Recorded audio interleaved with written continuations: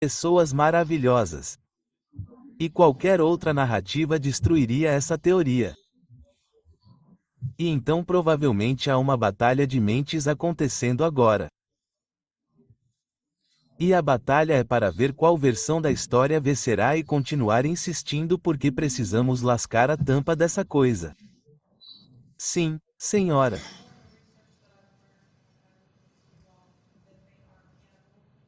Sim.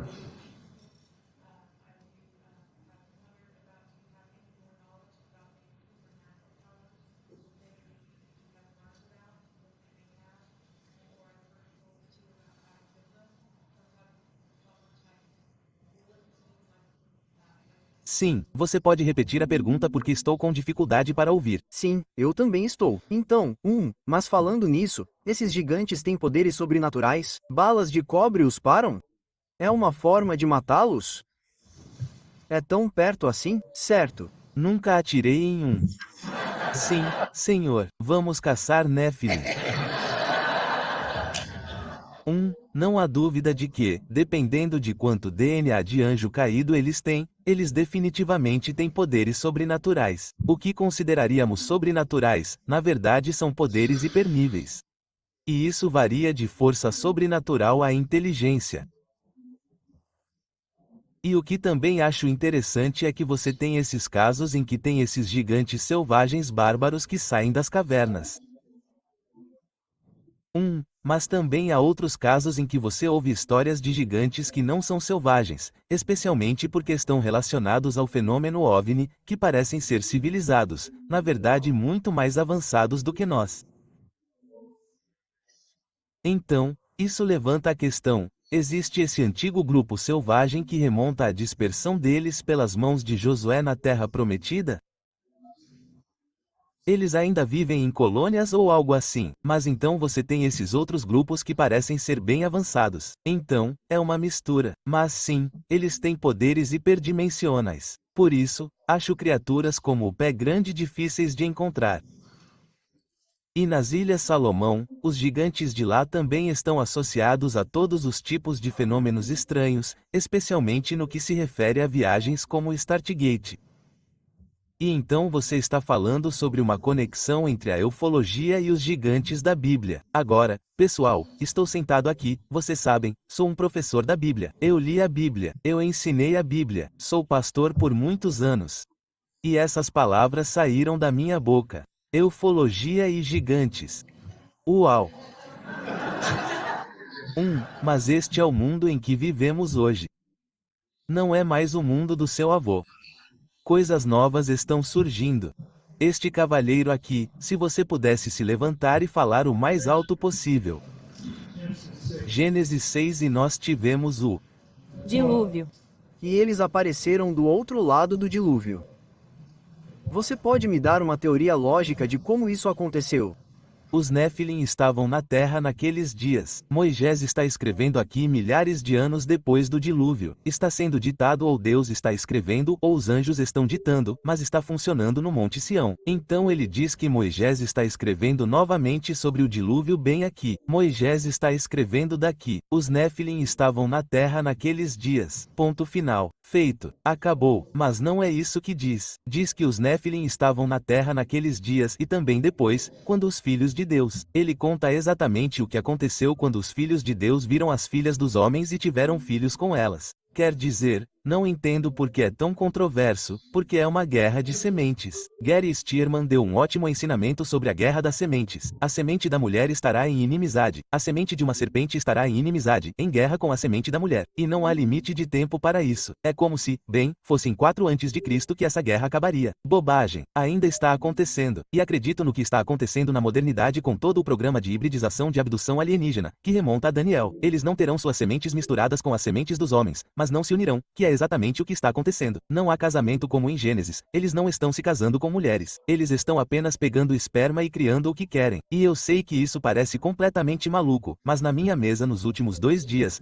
as pessoas que vieram e abriram seus corações, e é isso que os pastores precisam entender, tivemos um sujeito que veio até mim, nunca contou a ninguém, nem mesmo a esposa, e então ele começou a me contar uma história. Essas coisas são reais. Essas coisas são reais e a igreja precisa falar sobre isso. Mas alguém? Sim, Senhor. Acho que, para mim, a questão é que acreditamos no que estamos fazendo. Não conheço mais ninguém que esteja indo atrás da verdade. E como igreja, como corpo de Cristo, estamos procurando por esse pequeno raio de esperança para substanciar nossa posição no mundo. E não sei se vamos obtê-lo. Parece que há alguém escondendo isso clandestinamente de nós. Sim, e você não consegue ter acesso a isso. O cavalheiro está falando essencialmente sobre talvez um golpe, uma conspiração em andamento para manter isso em segredo. Ele está dizendo: será que isso vai acabar? O que você acha? Bem, eu acho que a Ilha da Sardenha é um dos melhores exemplos de um acobertamento real que está acontecendo agora. Eu comparo a ilha do que está acontecendo na Sardenha ao acobertamento do Smithsonian que aconteceu no século XIX, no final do século XIX, nos Estados Unidos. Agora mesmo, neste exato momento, eles provavelmente estão extraindo os corpos de gigantes do que são chamadas de torres megalíticas na Sardenha. E enquanto estávamos lá, se você conversar com a geração mais velha na Sardenha, todos eles vão te contar sobre gigantes que, quando eram mais jovens, na década de 60, especialmente depois da Segunda Guerra Mundial, quando tiveram que reconstruir grande parte da ilha porque nós explodimos tudo, os nazistas fizeram isso, eles tiveram que reconstruir grande parte de sua infraestrutura, e enquanto faziam isso, eles estavam desenterrando ossos de gigantes rotineiramente em todos os lugares. E as torres são chamadas de nurag. E havia mais de 30.000, alguns dizem mais de 50.000 torres megalíticas nesta ilha na Ilha da Sardenha. E associadas às torres megalíticas estão o que são chamadas até hoje de tumbas dos gigantes, tumbas megalíticas enormes. E há tantas histórias sobre os corpos que costumavam estar nessas tumbas. Corpos de 9, 10, 11, 12 toneladas. Muitas pessoas que construíam, que trabalhavam nas estradas ou o que quer que fosse para o governo desenterraram ossos de gigantes e ciclopes e pessoas que estão cavando acréscimos em suas casas, cuidando de jardins em seus quintais, desenterrando mãos com 6 dedos, mãos que são deste tamanho. Quer dizer, em todo lugar que você vai, as pessoas têm histórias sobre isso. E muitas pessoas tinham os ossos. Eles os mantiveram até que o governo começou a confiscar sistematicamente e eles saíram por aí levando todos eles. E a Igreja Católica estava bem no meio disso. Na verdade, em nosso filme Holocausto de Gigantes, há uma escavação específica que documentamos na Igreja de Santa Astasia, em Sardenha, na ilha de Sardenha. E neste local específico, conversamos com 2 indivíduos diferentes que foram contratados pelo município para desenterrar os ossos. E eles os desenterraram e eles e esses caras trabalharam em 2 ocasiões diferentes. Eles não trabalharam juntos. Um trabalhou antes e o outro trabalhou depois no mesmo projeto. Ambos desenterraram vários esqueletos, alguns de 9, outros de até 12. E os ossos foram para a igreja. Eles desenterravam os ossos. E não estamos falando apenas de fragmentos de esqueletos antigos. Na igreja na manhã seguinte, eles sumiram. O outro cara, na igreja ou no pátio da igreja. O outro cara o colocou na igreja. O outro cara o colocou lá dentro, o deitou no pátio da igreja. E ele até me disse que o Dr. Ugas veio da universidade na Sardenha, em nome do governo, veio, os inspecionou e os levou embora. E quero dizer, é por isso que você nunca ouviu falar sobre os nuragos na Sardenha. 30.000 torres megalíticas em uma ilha. Quem eram eles? Eram os cananeus. Eram os rafaíns. Acredito que aqueles que fugiram de Josué, a terra prometida, fizeram uma fortaleza na ilha da Sardenha, eles se tornaram os fenícios e propagaram a raça dos nuragos por toda a terra. Eles vieram para as minas de cobre na região dos Grandes Lagos e se espalharam por todas as Américas e esse é o fato histórico que ninguém nunca soube. Sabe, uma das coisas que me interessa sobre os Rafaim, eu notei na língua hebraica anos atrás que a palavra Rafion, que é a palavra comum para gigantes no Antigo Testamento, vem do hebraico Rafa. Rafa significa doente ou fraco, enfraquecido. E eu me pergunto por que você chamaria um gigante de enfraquecido, porque em todo lugar que você os vê, eles são muito fortes. Mas a interpretação de Rafaim, fraco ou doente, gigantes, eu acho que se refere ao fato de que eles são uma criação bizarra e impia. E Isaías até diz que os Rafa nunca serão ressuscitados. Quando eles morrem, eles nunca mais se levantam. Em outras palavras, eles são inelegíveis para a ressurreição. E eu acho que é por isso que eles são chamados de doentes ou fracos, ou moribundos, embora na vida real eles pareçam muito fortes, e eles foram os campeões do velho mundo, como Golias eram Rafião e Davi. Não sei a altura dele. Provavelmente um pouco mais alto que eu, mas Golias, qual seria a altura dele? Acho que Golias tinha uns 3,6 metros, certo? Definitivamente mais de 2,7 metros. Eu também acho. Eu diria que ele tinha 3,6 metros. Sim, 3,6 metros. É uma realidade. Está na Bíblia. E Golias foi uma criação impia. Ele não tinha direito à redenção. E essa é toda a história. Vou contar uma história bem rápida. Recebo coisas assim e vou atrás delas. Um cara me manda um e-mail e ele diz que é idoso e não está muito bem. Quando ele era criança, ele estava em uma ilha na costa da Flórida chamada Ilha Tiki com sua família, e eles levavam filmes para casa, filmes de 8mm. E adivinha, eles têm os filmes de 8mm. E adivinha, ele vai enviá-los para mim porque pode ter sido quando ele era criança. Eles estavam lá fora cavando e desenterraram os ossos de gigantes de 2,7 metros. Então, eu estava aqui, em pânico. Ele me mandou o filme. Era de 8mm. Eu o levei para um lugar em Hollywood. Eles digitalizaram tudo e eu fiquei assim. O que descobrimos foi que a mãe tinha a câmera e não estava interessada nos gigantes. No entanto, havia uma cena de um crânio alongado, crânio muito alongado ali. O arqueólogo estava lá e disse que os gigantes estavam ali e disse, eu não quero. Então, o arqueólogo foi até lá e descobriu um crânio alongado e você, Tim, estava falando sobre o holocausto dos gigantes. A mesma coisa nas Américas. O Smithsonian enviou equipes de 2 pessoas e eles reuniram os ossos na virada do século XIX para o XX. Quero dizer, é um fato e você sabe o que fazemos com isso? Por quê? Por quê? Por que eles estão fazendo isso? Porque isso prova a veracidade da narrativa profética bíblica e também prova o sobrenatural. Não podemos ter isso no paradigma darwinista. É isso que está em jogo aqui e é isso que estamos tentando fazer. 2 equipes diferentes, mas às vezes trabalhamos juntos, como com as coisas do Giant, e ambos estamos, você sabe, lutando pelo Senhor. É por isso que estamos fazendo o que estamos fazendo. Há alguma outra pergunta urgente por aí? Certo. Sim, senhora. Levante-se e fale o mais alto possível.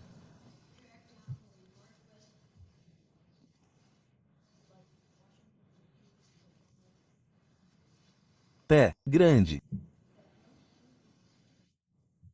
Pergunta sobre o controle do pé grande. Tudo bem, vamos falar sobre o pé grande. O pé grande é real? Sim, certo, sim, mas provavelmente é muito diferente do que a maioria das pessoas pensa. Mas mesmo na selva, há uma criatura que é parecida com o pé grande, uma espécie de hominídeo macaco, mas é menor. Mas parece haver uma espécie de hominídeos que tem algo a ver com os gigantes, com a raça dos Nephilim.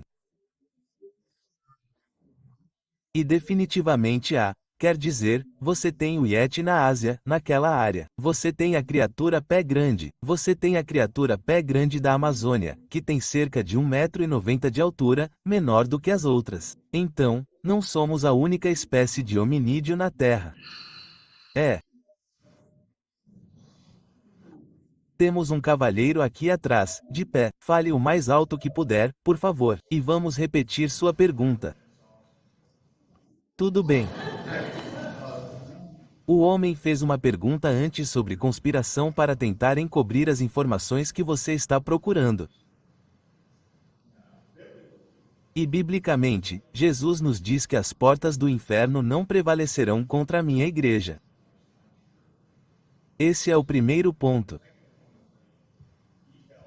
O segundo ponto é que ele nos diz que a verdade nos será revelada e nos libertará, e isso resolve o problema de encobrimento. Tudo bem, referência, estamos protegidos, amém. Só quero, e tenho uma pergunta para você, sobre as portas do inferno. O cavalheiro estava perguntando sobre o que a Bíblia está falando quando fala sobre as portas do inferno. No seu DVD, você tem um portão bem proeminente, apresentado em um dos seus DVDs, e que é considerado pelos nativos como uma espécie de portão transdimensional. Aramamuro, certo? Conte às pessoas sobre isso. Bem, no Peru há um sítio e eu não sei se você visitou Aramamuro. Há um lugar no Peru perto de Puno, perto do lago Titicaca, chamado Aramuru.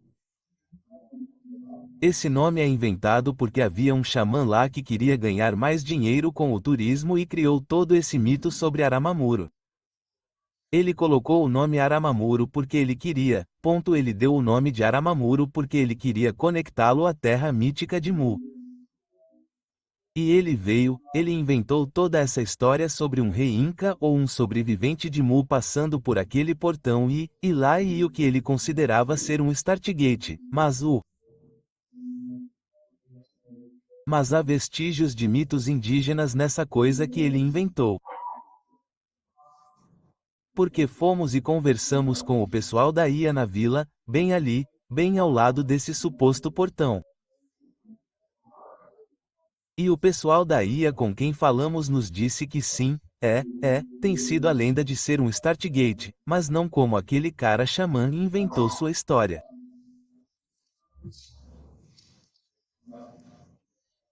Mas, eles nos disseram que de fato as pessoas tinham visto entidades entrando e saindo daquele suposto Stargate.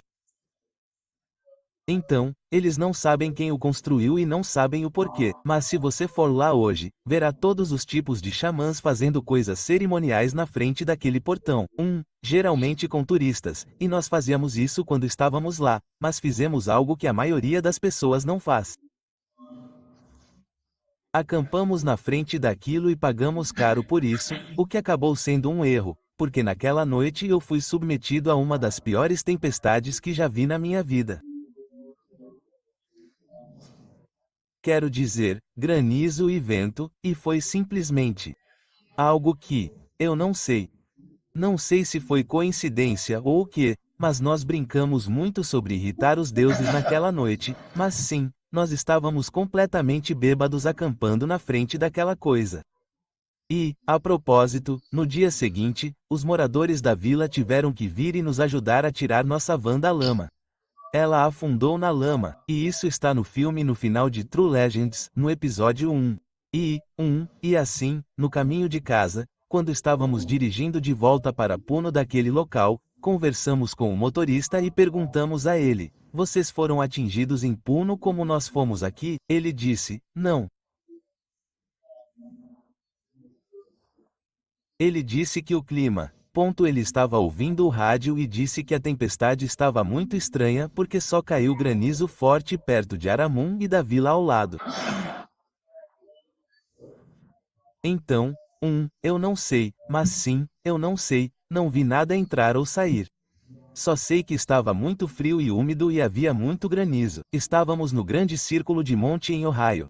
Eu simplesmente entrei. Era um lindo dia ensolarado. Do nada, veio uma nevasca. Estávamos no círculo de monte em Ohio. A primeira vez que estive lá, estávamos falando em uma conferência, certo? De repente, saí da conferência, olhei para o céu e pensei: é um céu de tornado. É verde, recortado, o negócio todo. Então dirigimos até lá. Estou chegando lá. Então, dirigimos até o Circle Mound e parecia algo saído dos caça-fantasmas. Tem uma coisa escura vindo em nossa direção com esses funis descendo assim. E eu estava lá em um estacionamento. Meus pulmões estavam latejando em nome de Jesus. Certo, fomos até um monte em Ohio com um incidente separado em outro monte. Um lindo dia ensolarado, como no início de novembro. Sabe, um lindo dia ensolarado. Subimos no topo da montanha. Do nada, vem uma nevasca.